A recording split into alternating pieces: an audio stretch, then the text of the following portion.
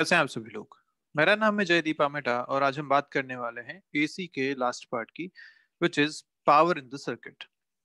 भाई अभी तक हमने करंट देख लिया कि किस एसी सोर्स अगर आपने लगाया equal to E not sine omega t, तो for different elements of the circuit कैसे करंट वेरी करता है, कितना फेज डिफरेंस रहता है, कैसा फेजर डायग्राम बनता है, क्या रिएक्टेंस है, कितना इम्पिडेंस है, ये सारी बातें हमने अभी तक करी थी। अब हम बात करते हैं कि एसी सर्किट में पावर कितनी होती है। तो हमें पता है, पहले अपन डाल देते हैं पावर इन एसी सर्किट्स। ठीक है, तो हमें पता है कि भाई एसी जो ईएमएफ हम लगाते हैं वो होता है E not sine omega T, और उसके करस्पॉन्डिंग जो भी सर्किट है उसमें हमें करंट मिलता है I not sine omega T minus five. Circuit के हिसाब से फाइव वेरी करता है, ये बात हम जानते हैं। और किस तरीके से वेरी करता है, आई नॉट होता है ई नॉट बाई जेड के बराबर, और फाइव हमने लिखा था ten inverse X by R के बराबर। ये सारी बातें हम अभी तक कर चुके थे। अब सोचिए किसी टाइम पे अगर ये ईएमएफ पोटेंशियल डिफरेंस है और ये करंट इस सर्किट में है, तो क्या हम पावर लिख सकते हैं उस टाइम की? बिल्कुल, instantaneous power of the AC circuit कितना लिखा जाएगा? ये हो जाएगा P equal to E into I. V I हम बढ़ चुके हैं ऑलरेडी सर्किट थ्योरी में। दिस इज इंस्टेंटेनियस पावर, जिसको लिखा जाएगा I not E not sine omega t sine of omega T minus five. ये हो गया आपका इंस्टेंटेनियस पावर। अब मुझे अगर एवरेज पावर निकालना है ओवर अ साइकिल, तो मैं क्या करूंगा? Average power over a cycle कैसे निकाल देते? किसी भी चीज का एवरेज निकालने का फॉर्मूला हमने देखा था ना, Y D X by integral D X, जहां से एक्स वन से एक्स टू तक आपको अगर एवरेज करना है तो इस तरीके से आप एवरेज निकालते हैं हमेशा। तो यहाँ मुझे पावर का एवरेज निकालना है विद टाइम, तो मैं क्या करूंगा? P average equal to integral P D T divided by integral D T. एक साइकिल के लिए तो जीरो से टाइम पीरियड, ये मेरी लिमिट हो जाएगी टाइम की। पी का इक्वेशन आपको पता ही है, अभी आपने कैलकुलेट किया है। तो उसमें से देखिए कॉमन क्या क्या आ रहा है, आई नॉट ई नॉट ये बाहर लिख लेता हूं मैं, और जो नीचे ये आ रहा है इंटीग्रल डी टी जीरो से t, this is nothing but one by t. तो I not E not by t ये तो बाहर आ गया। इंटीग्रेशन में बचा आपके पास sine of omega t, sine of omega T minus five, ये बचा जीरो से टी तक। अब इसको अपने को इंटीग्रेट करना है। अब साइन के दो फंक्शन मल्टीप्लीकेशन में है, इसको इंटीग्रेशन करने का तरीका जो आसान तरीका है वो है ट्रिग्नोमेट्री यूज करना। Two sine C sine D क्या किसके बराबर होता है? Remember, cos of C plus D by two minus cos of C minus D by two. Trigonometric formulas हमें पता होने चाहिए यहाँ पे। तो ये टू अगर मैं मल्टीप्लाई डिवाइड करता हूँ तो यहाँ भी एक टू आएगा, यहाँ भी एक टू आएगा। अब बाहर आया I not E not by two t, अंदर इंटीग्रेशन में आपको मिल रहा है अब साइन ऑफ, सॉरी साइन की जगह कॉस आ जाएगा, तो cos of C plus D by two, मतलब यहाँ आएगा कॉस फाइव।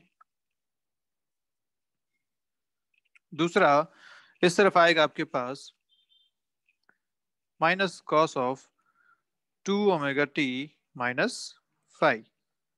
सॉरी ये बाई टू नहीं आएंगे, ये इस तरीके से रहेंगे। ठीक है, cos of C plus D minus cos of C minus D, by two नहीं आएगा। ऐसा फॉर्मूला यहाँ पे आपका मिलेगा। तो cos of five minus cos of two omega T minus five, ये रिलेशन क्लियर है।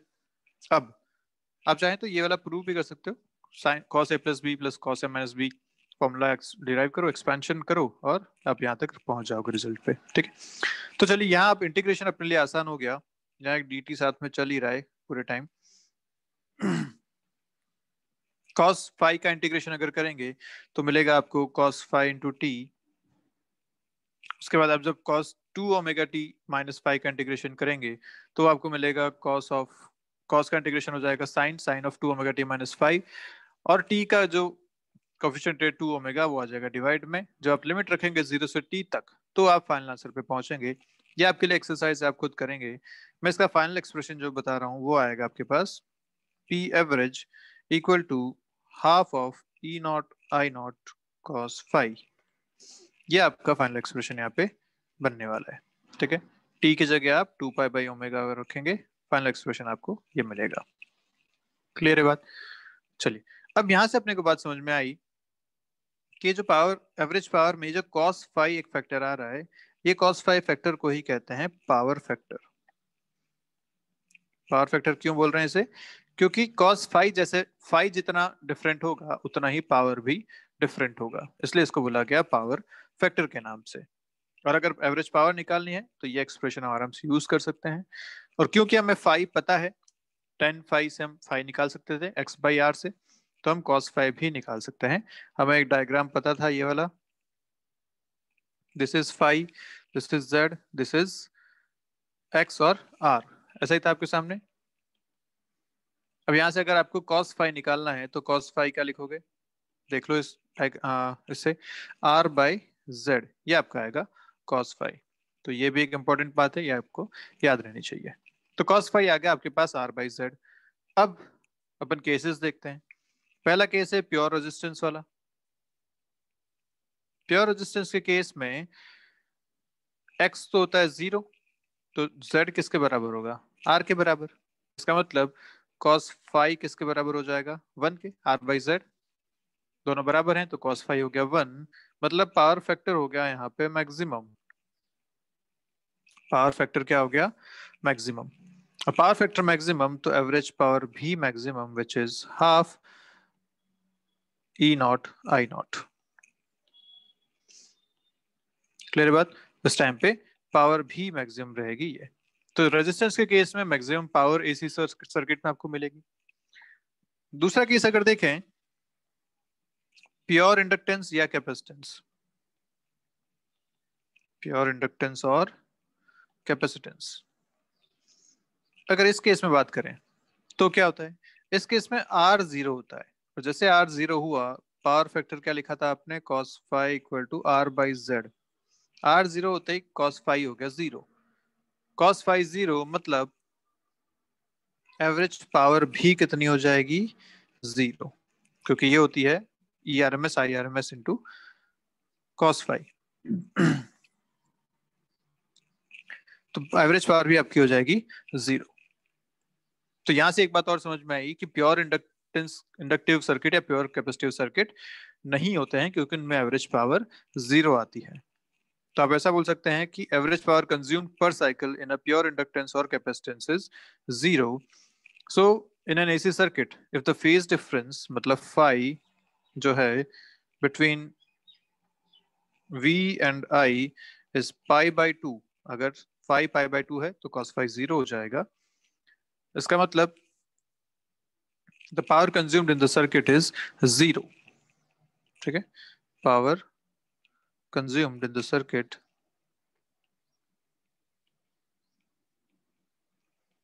is 0। ऐसे सर्किट को क्या बोलते हैं, ऐसे सर्किट को बोलते हैं वॉटलेस सर्किट। वॉटलेस नाम से समझ में आ रहा है, पावर की यूनिट है वॉट। वॉटलेस सर्किट मतलब जिसमें पावर कंजम्पशन 0 हो, ऐसे सर्किट को बोलेंगे वॉटलेस सर्किट। और ये कब होते हैं, जब फाई 90 डिग्री हो जाए या फिर प्योर इंडक्टिव या कैपेसिटिव रिएक्टेंस हो। क्लियर है बात? तो ध्यान रखनी ये वाली बात भी। अच्छा, प्रैक्टिकली क्या होता है, प्रैक्टिकली ऐसा होता है कि जो भी आप इंडक्टेंस या कैपेसिटेंस यूज करते हैं, इंडक्टेंस और कैपेसिटेंस जब यूज करते हैं तो इनका रिएक्टेंस बहुत ज्यादा होता है। रिएक्टेंस जो एक्स आप निकालते हैं वो तो बहुत ज्यादा होता है, लेकिन रेजिस्टेंस इसमें एकदम 0 नहीं होता। रेजिस्टेंस बहुत छोटा होता है लेकिन होता जरूर है, 0 नहीं होता। तो इस केस में जब आप अब पावर फैक्टर निकालेंगे तो cos फाई लिखेंगे, जब आप तो लिखेंगे r बाई जेड। इस बार r बहुत छोटा है जरूर, r बहुत छोटा है और z बहुत बड़ा है, मतलब cos फाई जो आता है वो बहुत ही छोटा आता है। तो पावर होती जरूर है लेकिन बहुत कम होती है उस सर्किट में, तो एकदम 0 पावर नहीं होती, पावर होती है लेकिन बहुत कम होती है। क्लियर है बात? प्रैक्टिकली ऐसी सिचुएशन होती है। आइडियली जो हमने प्योर कैपेसिटिव सर्किट या प्योर इंडक्टिव सर्किट बोला गया है, तो उसमें जीरो पावर हमें मिलने वाली है। तो पावर फॉर्मूला ध्यान रखना है, half E not I not cos phi. अच्छा, हम इसे एक तरीके से और लिख सकते हैं, क्योंकि देखो E not by root two is E R M S और I naught by root two equal to I R M S. तो यहाँ पे अगर इन दोनों को मल्टीप्लाई करूं तो बनता है E not I naught by two, जो कि यहाँ पे मिल रहा है। तो इसको मैं और लिख सकता हूँ, P average equal to E R M S into I R M S cos phi. ये भी एक इंपॉर्टेंट फॉर्मूला है आर एम एस के टर्म में। Average power equal to E R M S into I R M S cos phi. अगर peak के terms में लिखना है तो half E not I not cos phi है, आर एम एस के टर्म में लिखना है तो E R M S I R M S cos phi है। क्लियर है बात? दोनों फॉर्मूला हमें याद रहने चाहिए। तो ये आपकी सारी बातें हो गई पावर फैक्टर के बारे में या पावर इन एसी सर्किट के बारे में। नेक्स्ट अपना जो टॉपिक है वो है चॉक कॉइल के बारे में। चॉक कॉइल क्या कहता है भाई? डीसी सर्किट में हमने बात करी थी कि अगर अपने को एक सर्किट में करंट वेरी करना था तो हम क्या रियोस्टेट यूज करते थे। Rheostat was a variable resistance, उसको जितना हम शिफ्ट करेंगे उतने हिसाब से उसमें रेजिस्टेंस आता था। तो रियोस्टेट डीसी सर्किट में करंट कंट्रोल के लिए यूज होता था, लेकिन उसकी एक कमी थी। वो कमी क्या थी कि भाई वो सर्किट में करंट बढ़ा देता था, और जैसे करंट बढ़ाता था तो हीट प्रोड्यूस जो होती थी वहां पे वो भी ज्यादा होने लग जाती थी, मतलब लॉसेस ज्यादा होने लग जाते थे। तो करंट कम होती थी नो डाउट, लेकिन लॉस होके, तो वो एक अच्छी बात नहीं है, एफिशिएंट वे नहीं है। एसी सर्किट में उससे दूर करने के लिए यूज किया गया चॉक कॉइल। अभी चॉक कॉइल क्या है? तो भाई ये होता है एक कॉइल। कॉइल मतलब जैसे इंडक्टर है वैसी, तो है तो एक कॉइल, साथ में इसका एक रेजिस्टेंस भी है। अब देखिए कॉइल यूज करने की वजह से क्या होता है उस सर्किट में, भाई इसमें एल भी है आर भी है। अब सर्किट में ये यूज करने की वजह से एल इंक्रीज हो गया और आर भी थोड़ा सा इंक्रीज हो गया। फायदा क्या मिला? अगर हम जेड लिखें तो लिखते हैं root over R square plus omega square L square, sorry omega L minus one by omega C का होल स्क्वायर, ये लिखते हैं आप। अब सोचो आपने एल इंक्रीज कर लिया, आर भी इंक्रीज कर लिया, तो क्या टोटल जेड इंक्रीज हो जाएगा? यस। और अगर जेड इंक्रीज हो गया, इसका मतलब आप ऐसा कह सकते हैं ना कि करंट जो आप लिखते हैं ई नॉट बाई जेड, तो करंट डिक्रीज हो गया। yes. तो चॉक कॉइल लगाने का ये फायदा हुआ कि आपने रेजिस्टेंस में जो लॉसेस होते हैं उसे मिनिमम करके भी करंट को कंट्रोल कर लिया। क्लियर है बात? ये यूज एक चॉक कॉइल का। क्लियर? तो अगर मैं एवरेज पावर इस केस में लिखूं तो देखो आप क्या लिखेंगे।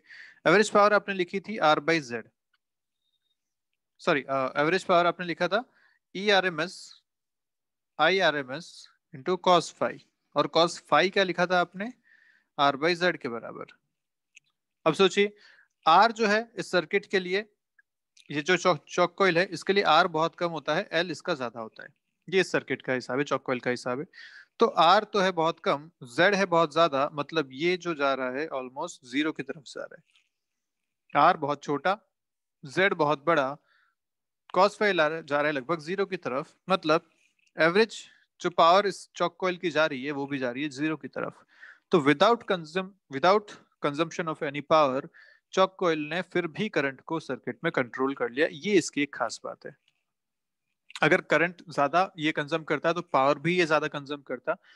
तो हमें करंट कंट्रोलिंग डिवाइस पे पावर देने से अच्छा है ना कि हम जो यूज करना चाह रहे हैं वो यूज करें। तो ये यहाँ पे खास बात है, चॉक कॉइल जो है वो पावर कंजम्पशन बहुत मिनिमम करती है और फिर भी करंट को यहाँ पे कंट्रोल करने में हेल्प करती है। क्लियर है? जबकि रियोस्टेट में क्या होता था, डीसी सर्किट की अगर बात करें तो उसमें पूरी करंट उससे जाती थी, रेजिस्टेंस उसका बहुत हाई होता था, उसकी वजह से वो पावर कंजम्पशन बहुत ज्यादा करता था, तो एफिशिएंसी सर्किट की कम हो जाती थी। जबकि चॉक कॉइल का फायदा यह है कि यहाँ पावर कंजम्पशन बहुत मिनिमम है, यहाँ इसने इंडक्टेंस को यूज करके करंट को कंट्रोल किया है बजाय कि रेजिस्टेंस। रेजिस्टेंस है ऑब्वियसली है, लेकिन बहुत कम है। ठीक है, तो ये अपन बात होगी चॉक कॉइल की। इसको पढ़ लेते हैं एक बार। The current in an AC circuit can however be reduced by means of a device which involves very small amount of loss of energy. This device is called choke coil, और ballast भी कहते हैं इसे ballast भी कहते हैं. Consists of a copper coil wound over a soft iron laminated core. This coil is put in series with the circuit in which current is to be reduced. किस में लगाते हैं? सीरीज में लगाते हैं उस सर्किट के जिसमें करंट को कम करना होता है. ठीक है, तो जैसे ट्यूबलाइट की बात है, ट्यूबलाइट में पहले वाली ट्यूबलाइट्स में आती थी एक चॉक कॉइल अलग से लगी हुई आती थी, तो वो काम यही था कि करंट को वो उसमें कंट्रोल करती थी, एसी करंट को. ठीक है बात, चलिए. तो ये कॉन्सेप्ट आपके रहे पावर के और चॉक कॉइल के. नेक्स्ट वीडियो में हम बात करेंगे, उसमें ट्रांसफॉर्मर हमारा क्लास टॉपिक बचता है वो करेंगे, और बहुत सारे क्वेश्चंस हम सॉल्व करने वाले हैं. तो एसी पे जिसमें पावर वाले क्वेश्चन भी आएंगे, सर्किट वाले क्वेश्चंस भी आएंगे, वो सारे क्वेश्चंस हम नेक्स्ट वीडियो में करेंगे. तो आज का वीडियो छोटा ही है, यहीं तक खत्म करते हैं. मिलते हैं नेक्स्ट क्लास में, तब तक के लिए बाय बाय. कोई डाउट है तो पूछिएगा.